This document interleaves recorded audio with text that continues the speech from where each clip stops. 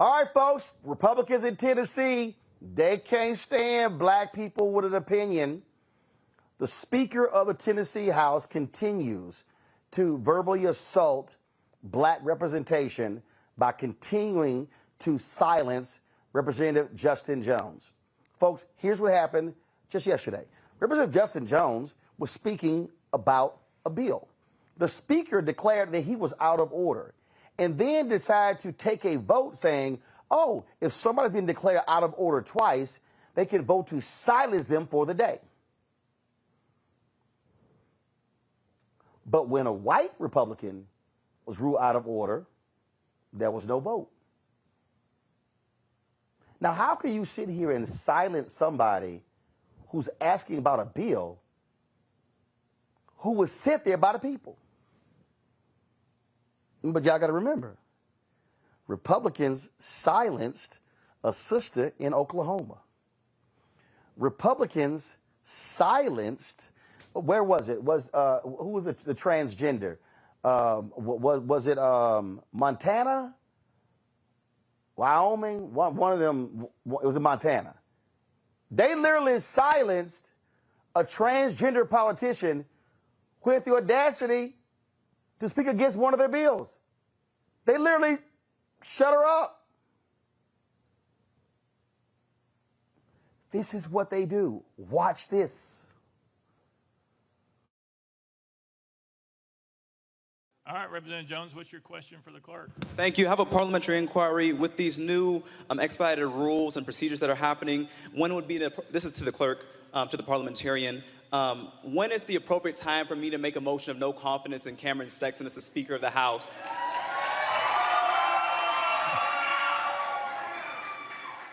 Mr. Clerk. Mr. Speaker, as I stated when I got this question before, it would be unfinished business. Representative Jones. If we proceed with Representative Cochran's motion to adjourn, will I have an opportunity to make this motion of no confidence, or do I do it now before this motion to adjourn? I believe that the people of Tennessee deserve to hear this vote, that if you're confident in your leadership, take the vote, Mr. Speaker. Take the vote of no confidence and stand on your leadership. Mr. Clerk. Mr. Speaker, we would have to dispose of this motion before we can move to any other business. And as I stated before, the appropriate time for the representative's motion would be under unfinished business. Representative Jones, it has to be a question for inquiry. Representative Jones. Would it be appropriate to the parliamentarian to make a motion calling for a vote of no confidence prior to any vote to adjourn? I believe that, is there a way for us to make sure that we have a vote of no confidence before adjourning and to have democracy play out on this House, or has the determination already been made that we're ending session without doing anything and not allowing members to voice motions that you've been informed of for days? Representative Faison, for what purpose? Thank you, Mr. Speaker. Make a motion for order of the day. Motion's been heard. Orders of the day. We're on the motion to concur. You can't object to orders of the day.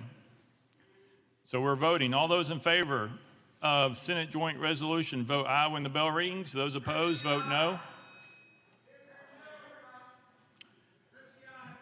Has everyone voted? Does anybody wish to change their vote? Mr. Clerk, take the vote. Aye, 71, 18 nays. I hereby declare concurred in. Without objection, motion to reconsider the table. Leader Cochran, you're recognized.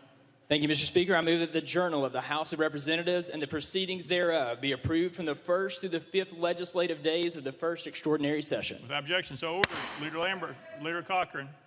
Thank you, Mr. Speaker. Pursuant to Senate Joint Resolution number 150, I move the first extraordinary session of the House of Representatives of the 113th General Assembly of the State of Tennessee adjourned. Sine die.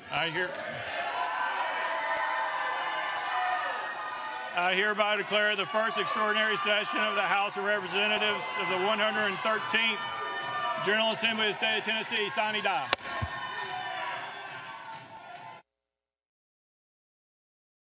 That was actually the wrong video. Here's what actually happened. Representative Jones asked a series of questions. The Speaker said if you're called out of order twice, then they can vote to actually silence you. The people in the gallery objected. He then ordered the state troopers to remove everyone from the gallery. Now remember, these are the same Republicans who ban people from holding up signs at committee hearings. Guess what? A judge ruled today, I'm sorry, y'all can't do that. Joining us right now is someone who's been watching this stuff play out, is Antonio Parkinson, state representative, immediate past president, immediate past chair of the Tennessee Black Caucus. Representative Parkinson, glad to have you on the show. I mean, we are seeing a very deliberate attempt by the Republicans in Tennessee to silence black representation. Not just silence black representation, but silence basically any dissent that is coming their way. And so it's black representation, it is white representation, it is white moms who had children that were hunted in Covenant School, and any protesters that are fighting for common sense gun laws to be passed in the state of Tennessee. And control room, let me know when y'all have that video, because it was stunning to watch the Speaker of the House just shut down Representative Jones. You even had white Democrats who stood up and said, wait a minute, you ruled this white Republican out of order, nothing happened to him. Then they took a vote, and then he got mad. Clear the gallery. I mean, what you have going on is you have a dictatorship in Tennessee. Yeah, that's what was attempted, and when that happened, and what you're talking about is yesterday's floor session. The video that played today was the floor session today, and there was total chaos today also. That may be another story for your show, but yesterday, Representative Gino Bolso, Republican from Williamson County, was ruled out of order 2 times, and nothing was said. And then when Representative Justin Jones was ruled out of order for the 2nd time, they wanted to bring it to a floor vote to silence him for the rest of yesterday's session. And when they tried to do that, chaos erupted again. Those in the galleries were totally, upset about it and shouting. Those of us that were down on the floor were upset about it and shouting. And when that happened, all of us, every Democrat that was on that House floor, we all walked out of the session and left.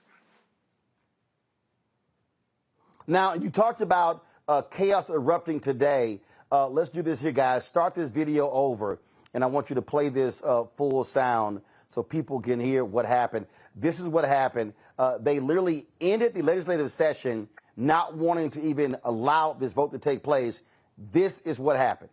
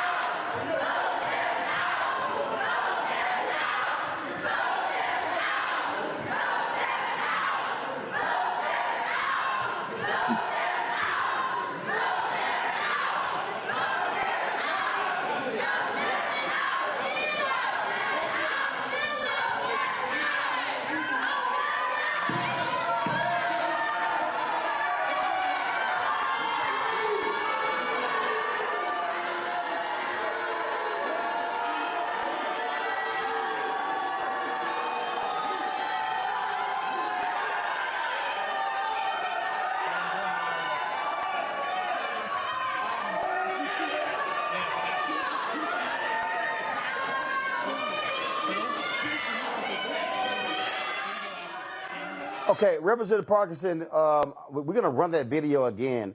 And so, guys, bring the sound down. I want you to speak over it. Tell us, what the hell happened there? Did that white legislator, did he shove Representative Justin Pearson? So what happened, it looks like, and we've been watching this video all day, but it looks like the speaker's security pushed him to the side. Right there, that's the speaker's security, the guy behind the speaker, right? And then you had the Republican leader, and I want y'all to watch this part. The Republican leader with the red tie right there comes over and he's talking to Justin. Now I'm starting to make my way over. But when Justin tried to move Right? to the left to get out, the Republican leader was getting in front of him, blocking him from moving.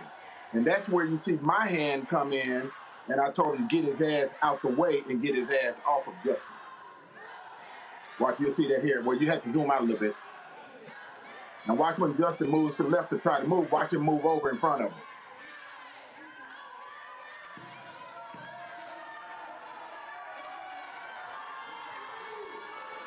Right there.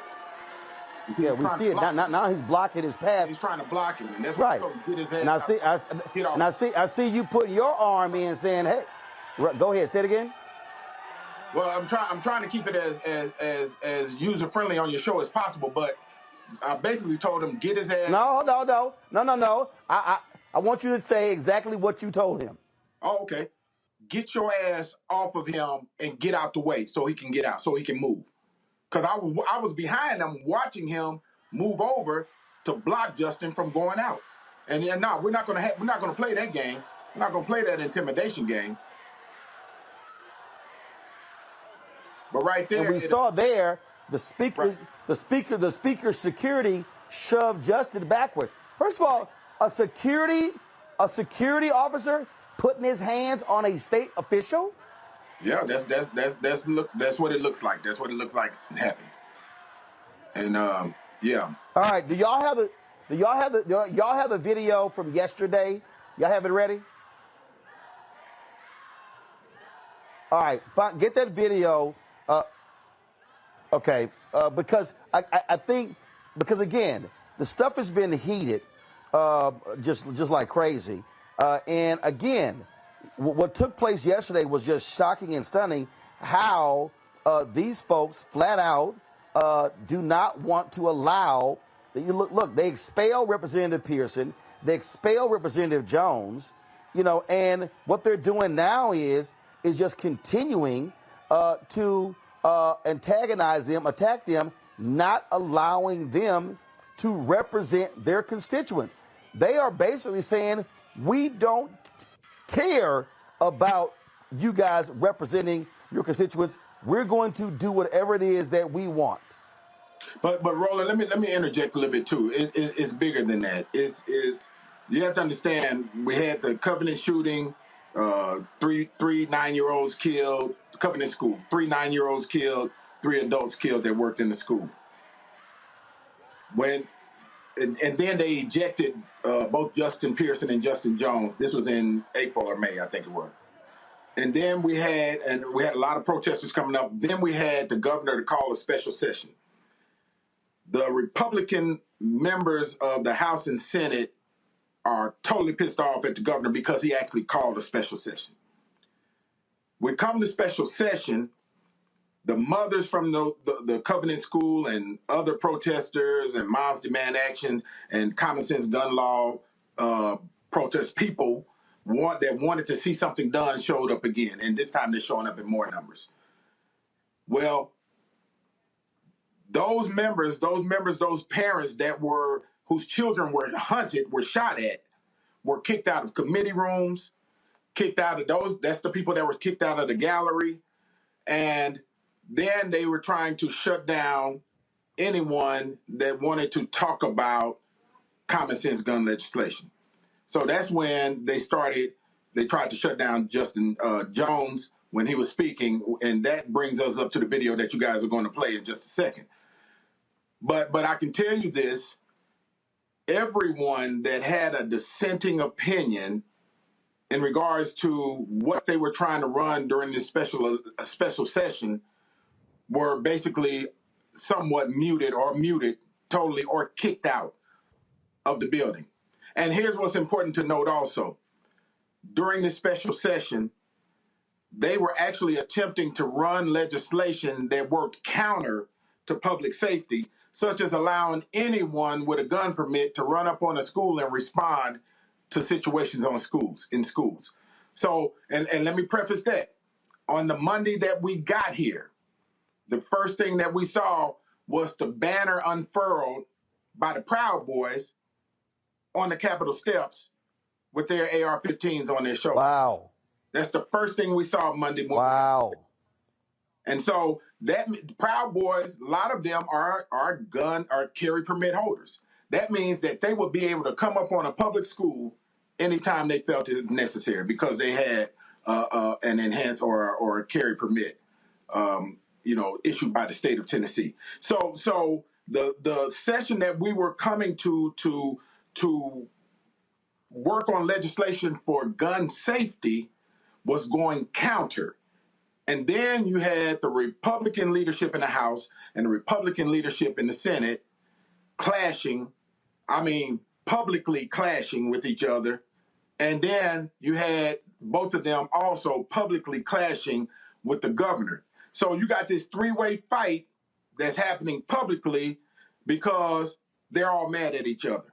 But the victims, the true victims of all of this lack of leadership and this debacle that was taking place over these last 5 days are the citizens of Tennessee who are still dying because there is no common sense gun policy happening in the state of Tennessee. Unbelievable. And that's what happens.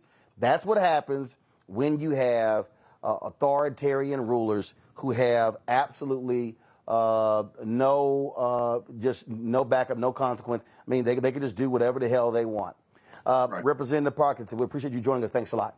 Yeah, man. Thanks for having me. The folks with the Tennessee Howlers sent us this video, folks. If you want to understand how democracy is being destroyed before our very eyes, this is from yesterday in the Tennessee legislature. The Republicans dominate. What our schools need are mental health professionals. We need funding for mental health, for counselors. We need to pay our teachers better. We don't need more police in our schools. Representative Jones, you're off the bill again, sir. You're out of order. Sorry. Representative Pearson, you're recognized. Oh, that's two. I'm sorry. We're on the board. That's the second time being out of order today. For being off the bill. There's no point of order. It's non-debatable. We're on the board. Is that right, Mr. Clerk? That's correct. If somebody were to stand up and have a bill on the floor, even though they've been silenced, they should still be able to come up into that well and present their bill. If someone raises their hands and make a motion, that is not a debate or remarks. So I want to know how the clerk is taking this to interpret that this member can no longer make a motion or present legislation that he has been elected to give. Mr. Speaker, I don't know how a member could present a motion or a bill if they are not allowed to be recognized for debate or remarks. Mr. Clerk, take the vote.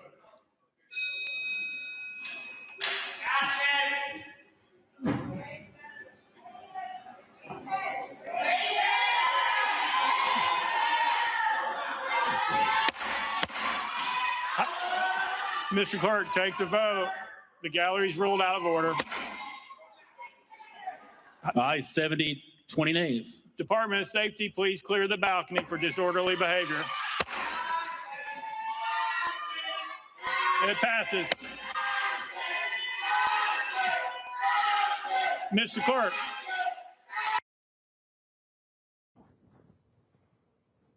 Larry, these people are absolutely deranged in Tennessee. Yeah, the same people calling for law and order all the time, right? Roland, listen, we're constantly seeing over the last couple of years the deterioration of democracy in the United States. And, this is why your platform is so important to talk about these important issues, particularly that's happening not at this national level, but it's happening in states like Tennessee and Florida and others. But goes back to my earlier point. If people don't wake up to see what's happening, then we're going to find ourselves in a dictatorship. And there have been efforts underway for the last several years just to make sure that happens. But what happened in Tennessee is just a microcosm of generally what's wrong with our society. And in a contradiction that, there's one political party always historically talks about the importance of following the rules and doing the right thing, the Republican Party. And then what we find is that it's all hypocrisy. And so some of these same individuals would talk about, quote, Dr. King or all the other some other civil rights, those who fought for civil rights throughout the United States history, but would do the polar opposite of what Dr. King and other civil rights activists fought for, and that is to make sure that Black folks have equal footing when it comes to the rest of America, which is not happening. And we certainly see that in Tennessee, which is, once again, another example of the problems we see in state legislators throughout the United States, particularly those, Roland, that have been because of supermajorities held by the Republican Party. Michael. Roland, I'm glad you showed that. I was reading articles about this, and this is purely about power. This is not about fairness. This is not about following the rules as far as Republicans are concerned. And this is about attacking African-American elected officials who are standing up for their communities and trying to push legislation that is beneficial for their communities. And, in the previous segment, we mentioned Dr. King, and you read from page 132 of his book, Where Do We Go From Here? Chaos or Community. But also, April 3rd, 1968, Dr. King talked about we have to always anchor our external direct action with the power of economic withdrawal. And what's missing here, and this ties into when you named all the Republicans who were financed by the Republican billionaires, the top 3, 4, 5 corporations that are financing the Republicans in Tennessee, Jim Jordan, all these other Republicans, Kevin McCarthy. There has to be nationwide economic boycotts of those 3, 4, 5 top corporations, okay, to redistribute the pain through targeted, sustained economic withdrawal strategies, which is what Dr. King preached. Okay, so yes, vote them out, but the election is not till November 2024. Okay, we can vote with our dollars, and that when you put economic pressure on those corporations that put these Republicans in place, you can better push your agenda, because they're going to pick up the phone when they're losing too much money. These corporations, they're going to pick up the phone and tell them, look, you need to vote this way, because they tell them to vote the other way that's beneficial to the people who are paying them. So we have to understand how all this works.